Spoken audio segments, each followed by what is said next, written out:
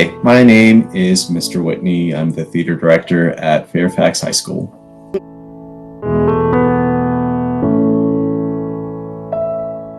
In 1998, a gay University of Wyoming student was in a bar.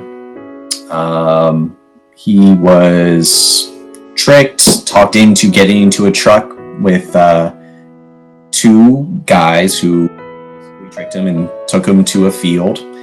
There he was robbed, he was tied to the fence, he was beaten, left for dead. He was discovered the next day and he was brought to the hospital. The two people who did this to him were taken to jail. And all of a sudden, this was all national news. This small little town was known nationally and throughout the world. And many people looked at the situation. They saw that, this is a hate crime. But also, as the story sort of continues, some people sort of justified the crime. Some people saw what happened, and they also, they felt for Matthew. They felt for the student. And this was a hate crime that sort of changed the world. It brought to light, these things happen.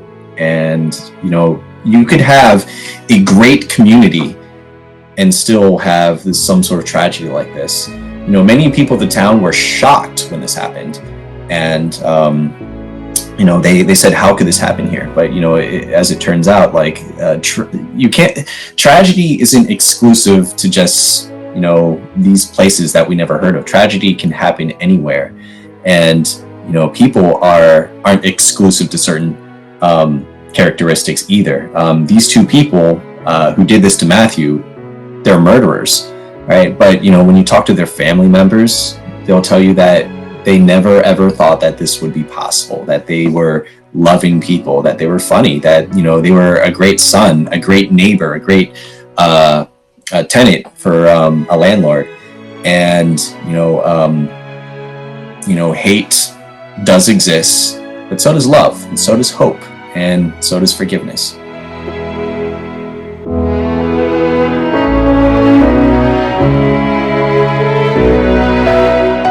Well, for one thing, it is an honor to work at Fairfax High School. It is a very good school. It's definitely tough going into this position as a teacher with this pandemic and the circumstances, to not actually meet the students face to face is very, very tough. Because when you growing up, when I was in high school, my favorite teacher was my theater teacher, and we had a great connection together. And it's tough to do it in this format. It really is. It's tough for anyone. But I think that theater sort of allows you to have certain conversations that you wouldn't have in other classes. And because of that, I think I've grown to know a lot of my students very well. But then there's some students that I've never seen before, and I've never heard their voices before. And, that's tough. And that would never ever happen in a regular theater class. And another tough thing that's very intimidating and tough is, Fairfax had a spectacular theater teacher before I came in there. So, it's tough walking into someone else's shoes who had so much influence and positivity. But at the same time, that person has been so great and gracious to me, and it's definitely made things easier. Fairfax is a very special place. It's a lot bigger than my last school. But at the same time, it doesn't matter. When you're in a theater group, it is sort of its own small community, and you guys make your connections that way. And, I just can't wait to sort of do it in person. But right now, I think it's working.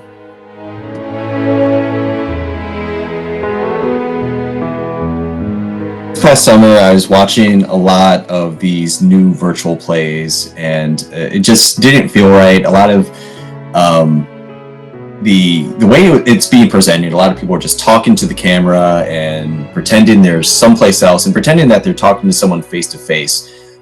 So I wanted to try to create a production where, that sort of fit this format better. And I felt a documentary style kind of did that. It is more sort of talking to someone, and you can sort of incorporate a lot more different imagery that way if you pre-record it and sort of edit together. So I thought the Laramie project sort of did that. And, I think that with everything that's sort of going on in the world today with social justice, I think a good social justice play is something that the world kind of needs, and it would be great for our community. I do appreciate the fact that this play isn't all dark. I do appreciate that there are moments of light and hope, and some moments are funny, and that's life. Sometimes even in our darkest days, we laugh. And it also, this play challenges us and allows us to sort of heal. These situations happen, and, it's really easy to just point the finger and blame certain things. Communities experience tragedy and a healing process. And, it's important that we sort of heal, because right now I think of all places, our country really needs to heal right now.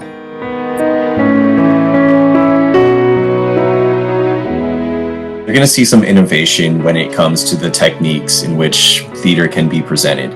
But at the same time, if they aren't familiar with the story, I think it's a very important story to know about, to remember, to think about, and to sort of analyze how that sort of was relevant back in 1998. But it also, how history can sort of repeat itself, and some things sort of have this previous year.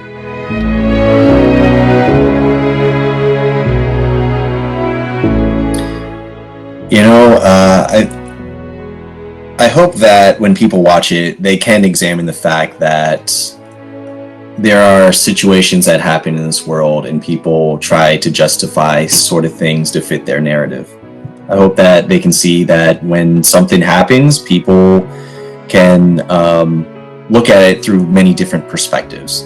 But hopefully they'll be able to look at it through empathy and sort of empathize with all the different characters throughout it, so that they can see where where that particular person is coming from, and hopefully make a decision for themselves.